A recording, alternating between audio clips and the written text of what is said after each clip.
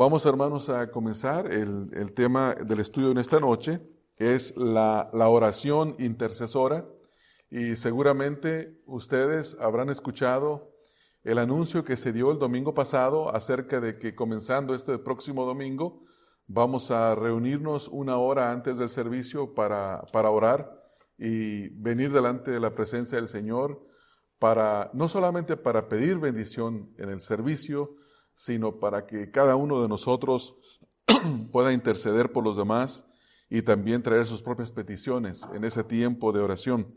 La invitación es abierta para todo el mundo y para cada uno de los que van a participar en la dirección del servicio. No es obligatoria, pero sí se requiere que estén aquí presentes. Entonces, en base a eso, quisiera en esta noche que estudiáramos el tema titulado La oración intercesora. La oración intercesora. En primer lugar, la oración intercesora es aquella que se hace a favor de otros, donde venimos delante de la presencia del Señor para suplicar por las necesidades de aquellos por las cuales estamos nosotros pidiendo. La oración intercesora no es la que nosotros hacemos a nuestro propio favor, sino más bien la que hacemos en base a las necesidades que otra persona tiene. Cuando nosotros oramos, debemos de entender que si hacemos oración intercesora a favor de otros, nosotros nos estamos asemejando al Señor Jesucristo, porque el Señor Jesucristo es el único mediador entre Dios y los hombres. No estoy diciendo que somos igual al Señor Jesucristo de ninguna manera, pero sí nos ponemos como intermediarios en un sentido. No para solucionar un problema, pero sí para suplicar al Señor que venga y traiga la respuesta a cualquier problema por aquella persona por quien estamos intercediendo. Cuando nosotros intercedemos por otros, nosotros mostramos empatía y mostramos también amor por aquellos y cumplimos de esta manera el mandato del Señor Jesucristo, donde nos dice que nos amemos los unos a los otros. Cuando usted deja a un lado sus propias necesidades y se enfoca en las necesidades de otro y comienza a interceder por otro, bueno, la primera cosa que usted está mostrando es que lo ama. Y es una buena manera de mostrar amor a una persona, intercediendo por él o por ella acerca de sus necesidades. La oración intercesora también es una orden que debe de ser obedecida. Vamos a estudiar también eso en la palabra del Señor, que el Señor nos manda a interceder por otros. Y es una orden, no es una opción, no es una sugerencia, no es una actividad hermosa que algunos que son espirituales pueden escoger hacerla, sino más bien es un mandato para nosotros, para los creyentes. Y en ese estudio nosotros vamos a aprender acerca de ese tipo de oración. Así es que vamos a abrir nuestras Biblias en primer lugar en 1 de Timoteo 2.1. 1 de Timoteo 2.1. Y el primer punto en ese estudio es que la oración intercesora es un mandato, o se debe de ver como un mandato dado en las Escrituras para los creyentes. Y esta oración intercesora se debe de hacer en primer lugar para aquellos que están en eminencia. Cuando nosotros leemos 1 de Timoteo 2.1, dice el apóstol Pablo escribiendo a Timoteo: exhorto ante todo a que se hagan rogativas, oraciones, peticiones y acciones de gracias, y dice ahí el versículo, por todos los hombres, y también el versículo número 2, por los reyes y por todos los que están en eminencia, para que vivamos quieta y reposadamente en toda piedad y honestidad. Pero vea cómo dice el versículo número 1, exhorto ante todo a que se hagan rogativas. Esta palabra rogativa es una palabra muy importante porque tiene que ver con las necesidades. Cuando uno ve en un hermano, en una hermana, una necesidad espiritual, una necesidad física, una necesidad familiar en la vida de esta persona, uno está detectando una necesidad. Y esto es lo que nos dice el apóstol Pablo, que veamos esa necesidad y que la llevemos delante del Señor Jesucristo. Es una rogativa, es un ruego, es una petición que se hace a favor de una persona.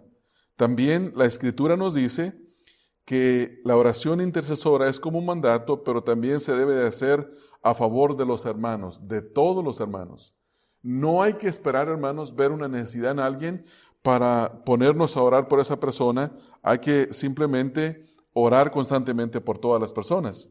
En Santiago capítulo número 5, en el versículo 14 y versículo 16, dice: ¿está alguno enfermo entre vosotros? Llame a los ancianos de la iglesia y oren por él, ungiéndole con aceite en el nombre del Señor. Y la oración de fe salvará al enfermo, y el Señor lo levantará, y si hubiere cometido pecados, le serán perdonados. Confesaos vuestras ofensas unos a otros, y orad unos por otros, para que seáis sanados. La oración eficaz del justo puede mucho. Como vemos en estos dos versículos, especialmente el versículo 14 y en el versículo 16, vemos en el versículo 14 que los ancianos deben de orar por aquellos que están en necesidad, en enfermedad. Y en el versículo número 16 dice que debemos de orar unos por otros, debemos de interceder los unos por los otros. Y esto es algo que cada uno de nosotros debe de llegar a entender, hermanos, para poder practicar la oración que nos es dada como un mandato, la oración de intercesión. En segundo lugar, vamos a ver que Cristo es un ejemplo de oración intercesora. El Señor Jesucristo es un ejemplo de oración intercesora. Esto quiere decir que cuando nosotros nos dedicamos a interceder por otros, estamos convirtiéndonos en imitadores del Señor Jesucristo. Hasta cierta manera estamos imitando al Señor Jesucristo. Vemos, por ejemplo, que el Señor Jesucristo intercedió por Pedro. El Señor Jesucristo intercedió por Pedro en Lucas 22:32. Dice la Escritura: pero yo he rogado por ti. Ustedes conocen el pasaje donde Pedro está a punto de ser atacado por Satanás, con la tentación de negar al Señor Jesucristo, pero dice el versículo 32, pero yo he rogado por ti. ¿Qué es lo que estaba haciendo el Señor Jesucristo? Intercediendo a favor de Pedro. Que tu fe no falte, y tú, una vez vuelto, confirma a tus hermanos. Entonces vemos, hermanos, que la oración de intercesión fue algo que el Señor Jesucristo hizo a favor de otros. Y cuando nosotros oramos por otros, por sus necesidades, nos hacemos semejantes al Señor Jesucristo. En Lucas 23:34, el Señor Jesucristo intercedió por sus ejecutores. No solamente intercedió por aquellos a quienes amaba, como Pedro, sino que el Señor también intercedió por aquellos que lo ejecutaron. Lucas 23:34 dice: y Jesús decía: Padre, perdónalos porque no saben lo que hacen. Y repartieron entre sí sus vestidos y echaron suertes. ¿Qué estaba haciendo el Señor Jesucristo, hermanos? Intercediendo por aquellos que le estaban ejecutando. Lucas 22:34, note las palabras donde dice: Padre, perdónalos porque no saben lo que hacen. Estaba intercediendo, estaba pidiendo a favor de aquellos que estaban haciéndole mal. Entonces, esto quiere decir que nosotros, una vez más vuelvo a repetir, cuando seguimos el ejemplo del Señor Jesucristo, nos hacemos nosotros semejantes a Él. En Juan capítulo 17, en el versículo número 9, vemos que el Señor Jesucristo intercedió por sus discípulos y también sigue intercediendo por nosotros. En Juan 17:9, noten que en este pasaje dice el Señor: yo ruego por ellos. Esta frase habla de interceder, habla de pedir al Padre. Yo ruego por ellos, dice, no ruego por el mundo, sino por los que me diste, porque tuyos son. Entonces, ¿qué está haciendo aquí el Señor Jesucristo? Está orando por aquellos que el Padre le había dado, por aquellos hombres y mujeres que habían creído. Y cuando nosotros seguimos leyendo este pasaje, vemos también que el Señor Jesucristo dice que Él ora, no solamente por ellos, sino por los que habrán de creer por la palabra de aquellos por los que el Señor Jesucristo está orando. En tercer lugar, nos hacemos la pregunta: ¿por quiénes nosotros debemos de orar? Cuando estamos en la oración intercesora, nos hacemos la pregunta: ¿por quién debo orar? Si yo voy a pasar un tiempo en oración, tengo que hacerme la pregunta: ¿por quién voy a orar? Y de paso, hermanos, quisiera hacer una aclaración. Si uno realmente va a dedicarse al estudio de la palabra, ¿qué es lo que hace? Bueno, agarra las herramientas para estudiar. Tiene en primer lugar su Biblia, tiene un cuaderno para tomar notas, su lapicera, tiene un diccionario para poder estudiar, y eso implica que usted está serio en el estudio de las Escrituras. Si se va a dedicar al estudio a la intercesión, si se va a dedicar a la intercesión, hay que también tener un lápiz y un cuaderno donde poder hacer notas y apuntar a las personas por aquellas por quien usted quiere orar. Porque nos hacemos la pregunta, ¿por quién debemos de orar? Vamos a ir a 1 de Timoteo 2:2, donde hace un momento leímos, y veremos que la Escritura nos manda a orar por las autoridades y los que están en eminencia. Por las autoridades y por los que están en eminencia. Versículo número 2 dice, por los reyes y por todos los que están en eminencia, para que vivamos quieta y reposadamente en toda piedad y honestidad. Obviamente, los reyes, aquí en este caso nosotros no vivimos bajo una monarquía, pero sí tenemos un gobierno, tenemos un presidente, tenemos gobernadores y tenemos que orar por ellos, pero note lo que dice enseguida, y por todos los que están en eminencia. Esta palabra eminencia tiene que ver con todos aquellos que en alguna forma tienen un cargo de autoridad. Entonces quiere decir que oramos por el jefe de la policía, oramos por el director de la escuela local, oramos por todas aquellas personas que en alguna forma afectan nuestras vidas porque ellos están en eminencia. Y ahí tenemos nosotros una lista que nosotros podemos hacer. Yo no sé si ustedes saben cómo se llama el mayor de la ciudad, de aquí de la ciudad del monte. ¿Cómo se llama el mayor de la ciudad donde ustedes viven? ¿Cómo se llama el director de la escuela a donde van sus hijos? Y uno debería de tener todos sus nombres apuntados y estar orando por esas personas. Yo recuerdo cuando mi hija estaba en la escuela elemental, había un director que le decían el doctor Reynolds. Y este hombre era un hombre muy particular, porque constantemente estaba viendo cómo cuidar la escuela. Siendo el director, usted lo iba a ver todo el tiempo caminando alrededor de la escuela, siendo amable con los niños y también siendo duro en algunas ocasiones con ellos, levantando basura, deteniéndose a hablar con los padres. Era algo increíble. Yo no me recuerdo cuántos años duró. ¿Cuántos años duró Reynolds de director? Como 7 años, ¿verdad?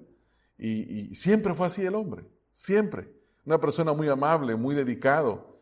Y era una persona que estaba al pendiente siempre. En una ocasión tuve que ir a llevar algo que mi hija había olvidado.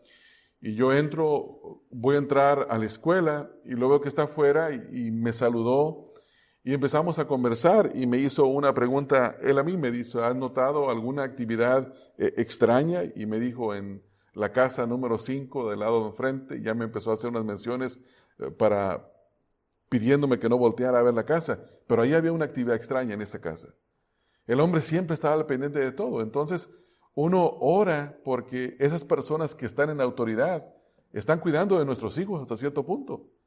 Y debemos orar para que sean personas que tienen temor, personas que tengan temor de Dios y que el Señor los pueda usar para sus propósitos y para sus planes. También debemos de orar por los que trabajan en el Evangelio, por todos aquellos que predican el Evangelio. Nosotros tenemos una lista de misioneros. Yo quisiera hacerle la pregunta, ¿por cuál de ellos ha usted orado esta semana? ¿Se recuerda de sus nombres? ¿Tiene sus fotografías a la mano en algún lugar donde usted los pueda ver, al menos para que cuando va a pasar por ahí se recuerde de ellos y le recuerde ese día que usted tiene que interceder, que tiene que pedir por ellos? ¿Sabe usted cuáles son sus necesidades de ellos? ¿Sabe cuál fue el último reporte que ellos dieron y cuáles fueron las peticiones que ellos tienen? Bueno, uno tiene que estar constantemente orando por ellos. En 2 Corintios 1:11, 2 Corintios 1:11 dice el apóstol Pablo, cooperando también vosotros a favor nuestro con la oración. El apóstol Pablo, escribiendo a los Corintios, les está diciendo que Él espera que ellos colaboren con Él a favor de ellos, es decir, de los que predican el Evangelio en la oración. Dice, cooperando también vosotros a favor nuestro con la oración. Y luego nos da el propósito, dice, porque por muchas personas, para que por muchas personas sean dadas gracias a favor nuestro por el don concedido a nosotros por medio de muchos. O sea que Pablo está diciendo que los que predican el Evangelio necesitan oración. Y él está dependiendo de ellos. Él está siendo un hombre que hasta cierto punto está mostrando humildad. Y está diciendo, hermanos, yo necesito que ustedes oren por mí. Yo necesito que ustedes oren por mí. Entonces tiene que hacer, hermano, la oración por aquellos que trabajan en el Evangelio. Vayan a Filipenses 1:19. Filipenses 1:19. Ahí mismo el apóstol Pablo, recuerden que él escribe Filipenses, escribe esta epístola y se cree que fue escrita desde la prisión. Y él dice, porque sé que por vuestra oración y la suministración del Espíritu de Jesucristo, esto resultará en mi liberación. ¿Qué está diciendo Pablo, hermanos? Él tiene esperanza de que los filipenses estén orando a favor de él. Y él cree que esta oración de ellos, hecha a favor de él, va a resultar en su liberación. Él está encarcelado, también escribe a los Efesios, escribe a los Colosenses, escribe a Filemón, estas 4 epístolas, las cuales son llamadas las epístolas de la prisión. Y mire lo que dice, porque sé que por vuestra oración y la suministración del Espíritu de Jesucristo, esto resultará en mi liberación. Él tenía la esperanza. Hermanos, nosotros como creyentes, especialmente aquellos que decimos que tenemos doctrina reformada y que creemos en la soberanía de Dios y que decimos, no, todos los eventos están controlados por Dios, lo cual es cierto. Todos los eventos están controlados por Dios. Tenemos la tendencia a ser negligentes en la oración. Tenemos la tendencia, hermanos, decimos, es que si ya todo está ordenado por Dios, entonces, ¿para qué oro? No, hermanos, miren lo que dice Pablo aquí. Él estaba encarcelado. Ustedes, hermanos, ¿no creen ustedes que Pablo entendía mejor que usted, que yo, la doctrina de la soberanía de Dios? Bien. Y él nos decía, hermanos, yo estoy aquí porque es la voluntad de Dios. Y sé que no voy a salir de aquí hasta que el Señor quiera. Él no dice eso. Él no dice eso. Él les pide a ellos, hermanos, oren por mí. Porque sé, escuche esto, sé que por vuestra oración, Él está diciendo, aunque sea la soberanía de Dios, Él dice, yo sé que por vuestra oración. Imagínense lo que piensan nuestros misioneros que están en el campo, allá afuera. Ellos están confiados, hermanos, cuando ellos van a predicar, están confiados de que están respaldados por la oración nuestra. Porque se han dado cuenta que cuando hemos recibido a los hermanos como misioneros, nos hemos hecho el compromiso con ellos de apoyarles a través de la oración y económicamente. Entonces ellos se van confiados al campo y están diciendo, allá en Estados Unidos hay un grupo de hermanos que están intercediendo por nosotros y sé que esa intercesión nos va a fortalecer y nos va a ayudar en la predicación del Evangelio y habrá conversión de almas y habrá crecimiento de la obra. Ellos creen que por nuestra oración eso va a resultar así. Y obviamente dice también que por la suministración del Espíritu Santo. Pero yo les exhorto, hermanos, y les animo a que oremos por aquellos hermanos. Hoy, esta noche, antes de irnos a dormir a nuestra cama y descansar, les animo a que si tiene esas tarjetitas donde están las fotografías de ellos, las tenga y pueda verlos ahí. Esta semana le nació el bebé al hermano Ángel Cardosa. Y bueno, otro bebé, otra responsabilidad. Ya tiene 3 niñas, ahora son 4, hermanos. 4. Y sí sabe, hermanos, que nuestro hermano solamente tiene el 50% de su sostén allá. Lo que él necesita del presupuesto es lo único que tiene, 50%. Ahora acaba de mandar un correo que lo vamos a compartir el viernes y temporalmente se ve obligado a tomar un part-time en un banco. Está trabajando en un banco la mitad de tiempo, porque bueno, ahora más hijos, más responsabilidades, y esto a veces así pasa, hermanos. Pasa que cuando ellos van recorriendo las iglesias dicen, sí, nos comprometemos con tanto. Y después, hermanos, ¿sabe qué pasa? Está comprobado que generalmente hasta el 50% no llega. No llega. Las promesas son muchas y no llegan las promesas. Entonces, hay que orar para que aquellos hermanos que se han comprometido a colaborar con ellos, los que nos hemos comprometido a colaborar con ellos, seamos fieles en eso, fieles y constantes para que no solamente les llegue el sostén, sino también fieles en la oración. Ahora, la oración intercesora también se debe de hacer por la iglesia. Respondiendo a la pregunta, ¿por quiénes debemos de interceder? Por la iglesia. En Efesios 6:18, el apóstol Pablo dice, orando en todo tiempo, con toda oración y súplica en el Espíritu, y velando en ello con toda perseverancia y súplica, y escucha la última frase, por todos los santos. Esto quiere decir que la oración de intercesión se debe de hacer siempre por todos los santos, por todos los creyentes. Seguramente que el domingo faltaron algunos. Y mi pregunta es, ¿se da usted cuenta por qué faltan? ¿Sabe usted por qué faltó X persona? Y si uno sabe que faltó por una enfermedad, bueno, oramos por ellos. Si sabe que faltó porque su carro está descompuesto, oramos por ellos. Si sabe que faltó porque están desanimados, oramos por ellos. O porque tuvieron un problema, oramos por ellos. Entonces, la oración debe de ser, como dice aquí el versículo 18, en primer lugar, en todo tiempo,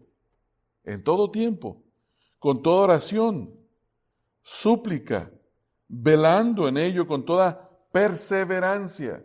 Note los énfasis. Dice, y súplica por todos los santos. Entonces la iglesia debemos de interceder los unos por los otros. Yo intercedo por usted intercede por mí. Ustedes quizás habrán escuchado un dicho muy popular en las calles, en los pueblos. Mi abuelo lo utilizaba y él decía, cuando quería estimular que los nietos se colaboraran en el trabajo, nos decía mi abuelo, mira, una mano lava la otra y las dos lavan la cara. Y eso tiene que ver con la colaboración. Y de igual manera, Pablo está diciendo a los efesios que deben de orar los unos por los otros, orando por todos los santos. Entonces la oración se hace por la iglesia. También la Escritura nos dice que debemos de interceder por nuestros hijos.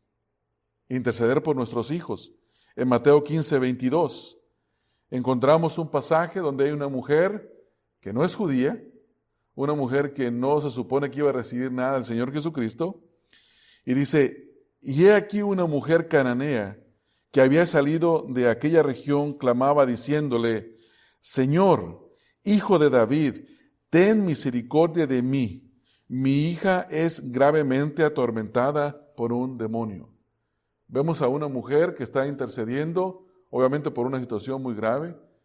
Ninguno de nosotros acá, hasta donde yo sé, hemos pasado por esto, pero hay otras situaciones, hermanos. Hay otras situaciones que pueden estar atormentando a nuestros hijos. Puede ser apatía por el Evangelio, no deseo del Señor Jesucristo. Puede ser algún pecado en el que usted sabe que su hijo está practicando. Puede ser algún desánimo o otro tipo de necesidades. Y ustedes y yo como padres tenemos la obligación de interceder constantemente por nuestros hijos.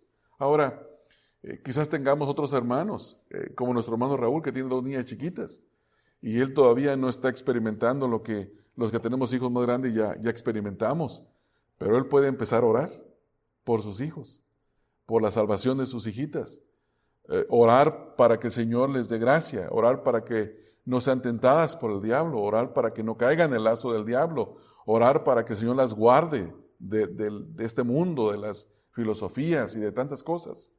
Entonces tenemos que interceder por nuestros hijos, hermanos, constantemente orar por ellos e interceder por ellos y ver el ejemplo de esta mujer.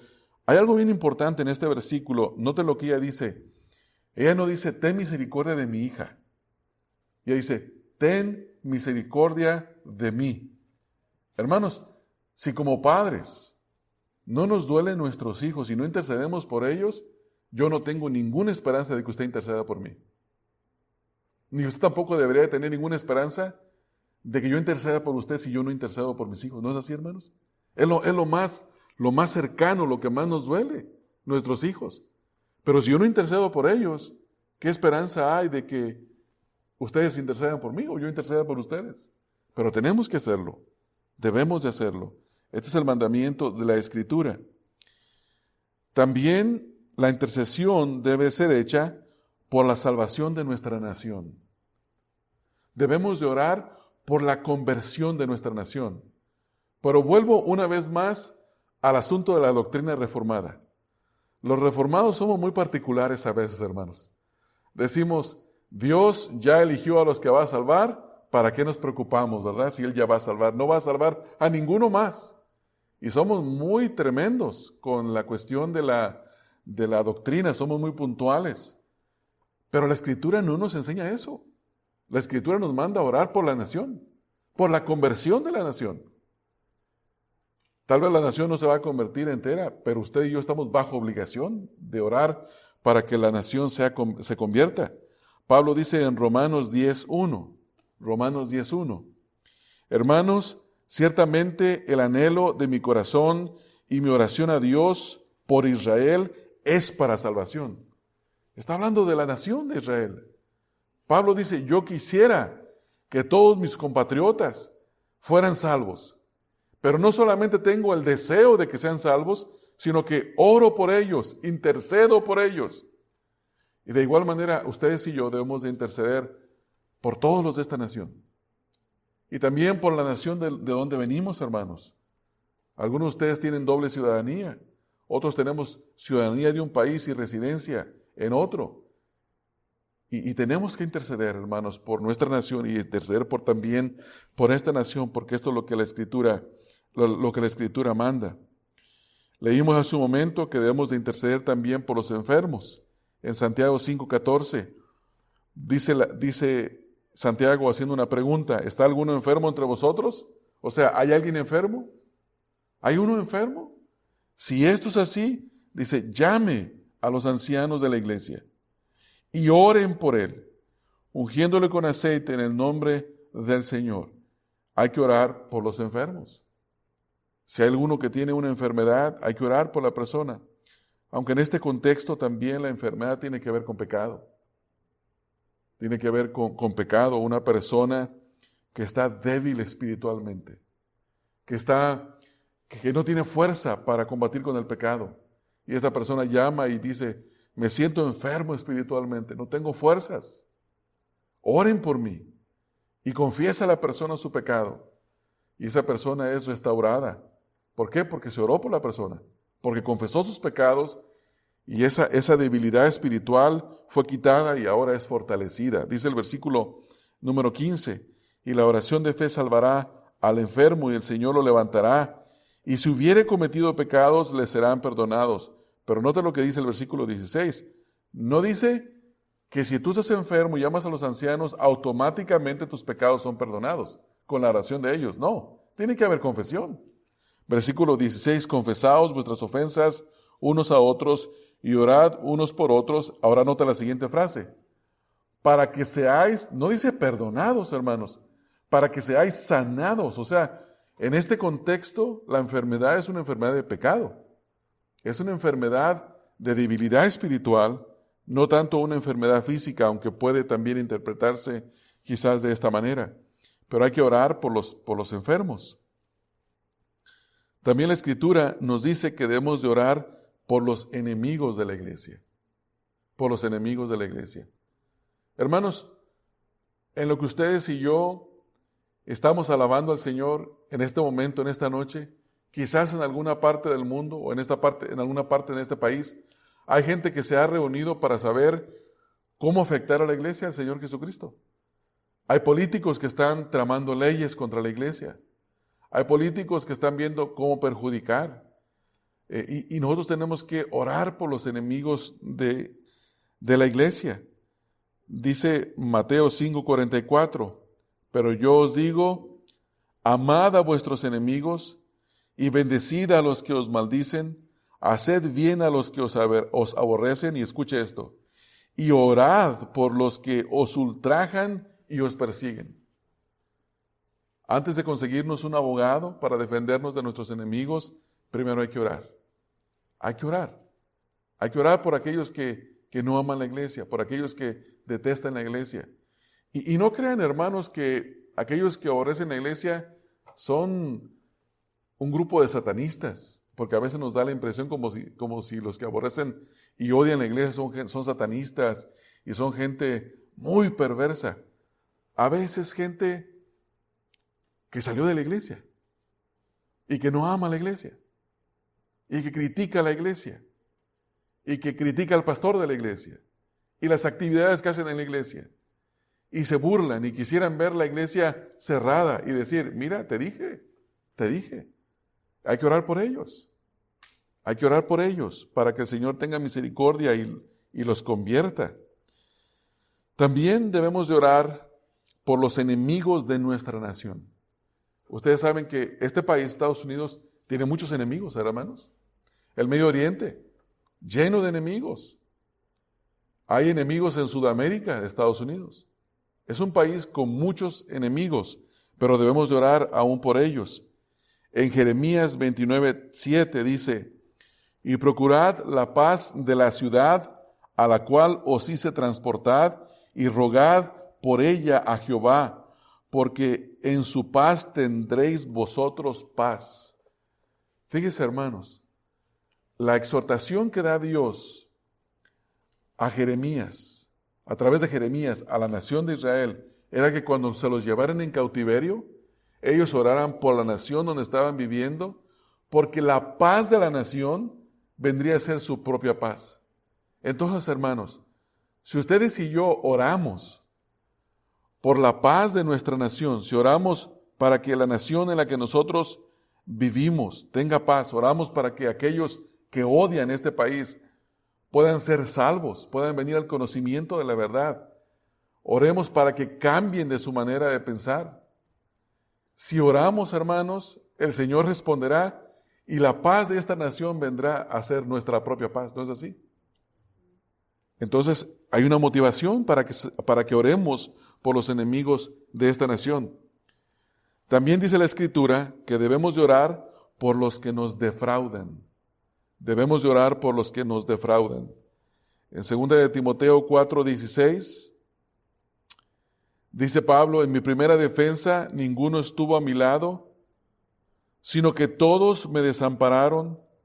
Y luego él dice, no les sea tomado en cuenta.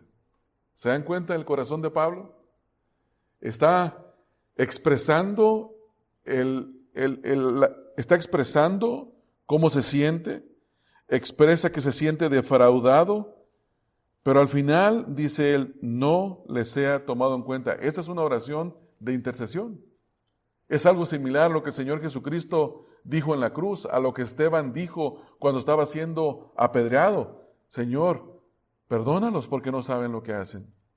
Entonces, nosotros también, hermanos, tenemos que orar por aquellos que en alguna manera u otra nos defraudan. En cuarto lugar, ¿cuáles son los estímulos para la oración intercesora? O sea que tenemos un mandato, pero ¿qué estímulos nos da Dios para que nosotros obedezcamos ese mandato? Cuando nosotros le decimos a nuestros hijos, si tú te levantas cuando la alarma suene y tienes tu cama ordenada y tu cuarto está limpio y haces todo tu trabajo de la escuela durante un mes, te voy a premiar con esto. ¿Y qué es lo que hace el niño o la niña? Se esfuerzan, ¿verdad, hermanos? ¿Por qué? Porque hay una motivación. Hay algo que lo hace levantarse cuando suena la alarma, limpiar la cama, ordenar el cuarto, hacer su trabajo de la escuela, estar aseado, hacer todas las cosas que le pusieron porque tiene sus ojos puestos en aquel premio que se le va a dar. También la Escritura, de la misma manera el Señor, el Dios, nos da nos da estímulos para esta oración. En primer lugar, nos da el estímulo de que la oración de los justos puede mucho, dice la Escritura. Puede mucho. Santiago 5:16 dice, confesaos vuestras ofensas unos a otros, orad unos por otros para que seáis sanados. Y luego dice, fíjense lo que dice, hermanos, la oración del justo, la oración eficaz del justo puede mucho, no poco, hermanos, puede mucho. O sea que si nosotros oramos, podemos lograr mucho a través de la oración. Si eso es así, tenemos una motivación para orar. Cuando nuestra carne produce en nosotros esa pereza, esa flojera, esa falta de deseos de no orar, tenemos que recordar la promesa de la oración dada aquí, el estímulo para orar, y es que nuestra oración puede mucho. Pensando en los hijos, hermanos, si usted está muy cansado antes de irse a dormir y se recuerda que no ha orado por sus hijos y sus hijos tienen necesidad, lo que lo motivará a usted a orar por sus hijos, ¿qué es, hermanos? Que la oración puede mucho.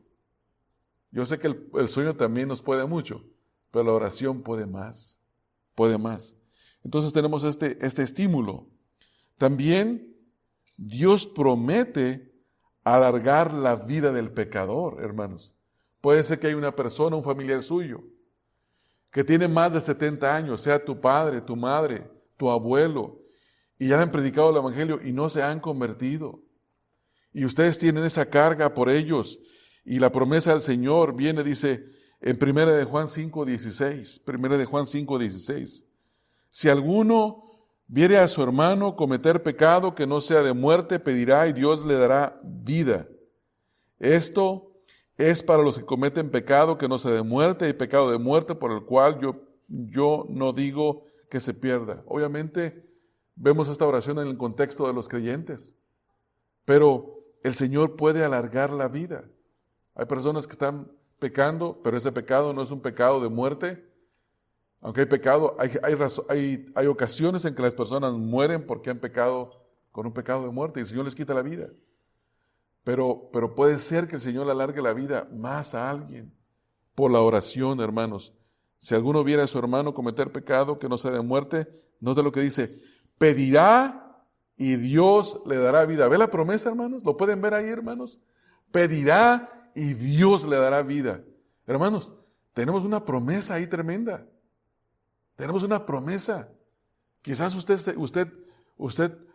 sea un padre que tiene un hijo descarriado, o tiene un sobrino descarriado, o tiene el hijo de un hermano apreciado que está descarriado, y en algún tiempo estuvo en la iglesia, o profesó fe en Cristo Jesús. Y si nosotros pedimos por la persona, existe la posibilidad de que Dios le dé vida, aunque aquí hay una certeza, dice, pedirá y Dios le dará vida. ¿Vida para qué? Para que se arrepienta. Le dará la oportunidad de arrepentirse. Entonces, tenemos que orar por la persona, tenemos que ser constantes, perseverando. No confiamos en la persona, ¿confiamos en quién, hermanos? En Dios. En Dios, quien es el que da vida. En quinto lugar, y ahora sí concluimos, vamos a ver algunos ejemplos de la oración intercesora. Vamos a ver, en primer lugar, el ejemplo de David. David en el Salmo 25, versículo 22, dice, redime, oh Dios, a Israel de todas sus angustias. Obviamente, David fue un rey que reinó por aproximadamente 40 años. Fue el rey más famoso de todos los reyes de Israel. Fue el rey básicamente que se le ha dado la promesa de que en su trono habría un descendiente que reinaría por la eternidad, el Señor Jesucristo. Y él dice, redime, oh Dios, a Israel de todas sus angustias. Libéralos, libera a la nación de sus angustias. David era un hombre que intercedía por su nación. Siendo él el monarca de la nación, él intercedía por toda la nación delante de Dios. Y vemos en David el ejemplo de un hombre que intercedía. Hace un momento mencionamos el ejemplo de Esteban. Esteban, en el libro de los Hechos, Libro de Hechos 7:60. Capítulo 7, versículo 60. Dice la Escritura: y puesto de rodillas, clamó a gran voz: Señor, no les tomes en cuenta este pecado. Y habiendo dicho esto, durmió. Vemos el ejemplo de un hombre intercediendo por aquellos que lo estaban ejecutando, le estaban haciendo el más grande de todos los males. Y no dice: Señor, destrúyelos después de que yo muera. Dice: no les tomes en cuenta este pecado. Y habiendo dicho esas cosas, dice la Escritura que él muere en ese momento. Tenemos el ejemplo de Pedro y de Juan. Pedro y de Juan en el libro de los Hechos, capítulo 8, en el versículo número 15. Dice: los cuales, habiendo venido, oraron por ellos para que recibiesen el Espíritu Santo. En su trabajo misionero, en su trabajo de predicar el Evangelio, oraron ellos para que esos creyentes recibieran el Espíritu Santo, intercedieron para que Dios les diera el Espíritu Santo. De paso, hermanos, bueno, no me quiero detener mucho a hablar acerca de este tema, porque alguien podría tomar un versículo como estos y decir: mira, un creyente después de que cree tiene que recibir como una segunda unción, ¿verdad? Un segundo bautismo. Hay que entender que estamos nosotros viendo aquí en el proceso donde toda la revelación todavía no había sido dada. Es una narrativa y hay una regla de interpretación bíblica, y es que la narrativa no es una norma. No podemos decir que porque leímos un pasaje que es historia narrativa, tenemos que sacar una doctrina de todas las cosas que vemos en la historia de la narración. No, ese es el caso de un pasaje así como este, pero vamos a seguir adelante. También vemos en Hechos 12:5 a la iglesia de Jerusalén. Mire cómo dice la Escritura: así que Pedro estaba custodiado en la cárcel. ¿Y qué hacía la iglesia en Jerusalén por él, hermanos? Pero la iglesia hacía sin cesar oración a Dios por él. Vemos que la iglesia intercedía por sus líderes para que él fuera liberado. ¿Y cuál fue la respuesta? La oración eficaz del justo puede mucho. Recuérdense, él es liberado. Él es liberado. Entonces, vemos la respuesta de la oración. También vemos al apóstol Pablo en 2 de Tesalonicenses 1:11. 2 de Tesalonicenses 1:11. Por lo cual asimismo oramos siempre por vosotros, para que nuestro Dios os tenga por dignos de su llamamiento y cumpla todo propósito de bondad y toda obra de fe con su poder. Ellos oraban por los tesalonicenses. Les habían predicado el Evangelio, ellos habían creído, pero de todas maneras ellos continuaban orando, y dice la Escritura ahí: siempre por vosotros. Pablo era un hombre que intercedía constantemente por aquellos a quienes él les había predicado el Evangelio. Dice el versículo que siempre oraba por ellos. En el libro de Filemón, el versículo número 22, y esa es mi última referencia. Filemón, versículo 22, dice: prepárame también alojamiento, porque espero que por vuestras oraciones os seré concedido. ¿Se dan cuenta, hermanos? Pablo no solamente oraba por los creyentes, él tenía la confianza de que los creyentes, ¿qué hacían? Oraban por él. Los creyentes oraban por él. Y él dice: miren, hermanos, recuérdense que esta epístola es una de las epístolas de la prisión. Pablo está encarcelado y él envía la carta y se recuerdan con dos personas que llega la carta. Llega con el esclavo Onésimo y llega con Tíquico. Tíquico era aquel compañero de Pablo por quien es enviada la carta de Colosenses, la carta de Efesios y la carta de Filemón son enviadas estas cartas. Y él dice en esta carta: yo espero, dice el versículo ahí, porque espero que por vuestras oraciones os seré concedido. Él tenía esa esperanza. Él era un hombre que creía que otros oraban por él porque él tenía la conciencia limpia de que él oraba por ellos. Y sabía que si él oraba por ellos, aquellos orarían por él. Entonces, hermanos, vemos nosotros en este estudio acerca de la oración intercesora Tenemos que recordar, hermanos, que la oración intercesora no es una opción, no es una sugerencia, es una orden, es un mandato. Tenemos que orar.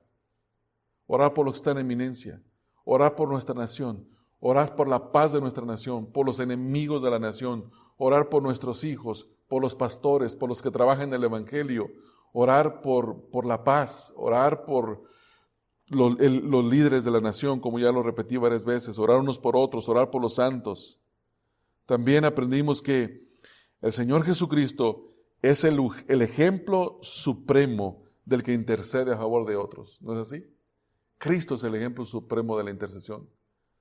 Si hubo una vida perfecta en la oración en la oración intercesora fue la vida de Cristo. Él es el único quien ha sido el perfecto intercesor a favor de otros.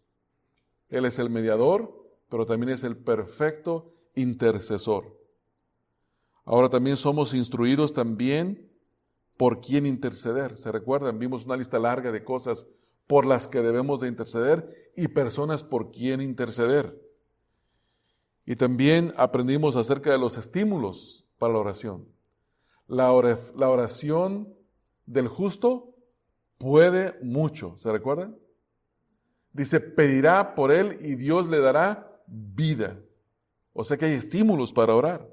Y finalmente, se nos dan los ejemplos en la palabra acerca de hombres y mujeres que intercedieron por otros. Obviamente no leímos ningún ejemplo de una mujer, pero seguramente había muchas hermanos, que estaban constantemente intercediendo, constantemente orando. Cuando Pablo dice, yo sé que por vuestras oraciones os seré concedidos, no está hablando nomás de los hombres de la iglesia, está hablando de hombres y de mujeres en la iglesia que estaban intercediendo a favor de él.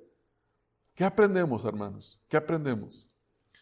Básicamente lo que hemos visto ahorita en esta hora es una motivación para que el domingo estemos acá a las 9 de la mañana.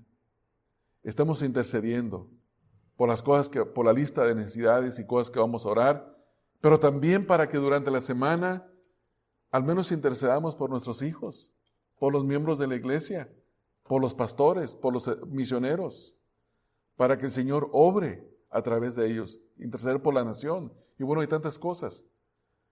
Hermanos, si usted es verdaderamente un oidor de la palabra de oír, como dice Apocalipsis, el que tiene oído para oír, oiga lo que el Espíritu del Señor dice a las iglesias. La Escritura nos habla. El Espíritu, la voz del Espíritu Santo la escuchamos hoy a través de la Escritura, hermanos. Siempre que usted lea la palabra de Dios, está escuchando la voz de Dios. Y si está escuchando la voz de Dios, como aprendimos hace 2 semanas en el Salmo 95, donde dice, si oyereis hoy su voz, no endurezcáis vuestros corazones. Pero si nos salimos ahorita y no oramos durante toda la semana, no intercedemos por otros, estamos endureciendo el corazón. Oímos, pero endurecimos nuestro corazón a la voz del Espíritu de Dios. Y recuérdese que lo que dice la Escritura ahí mismo en el Salmo 95, por lo cual el Señor estuvo airado, estuvo enojado con ellos por 40 años. Y dice la Escritura, y Él dijo, no entrarán en mi reposo.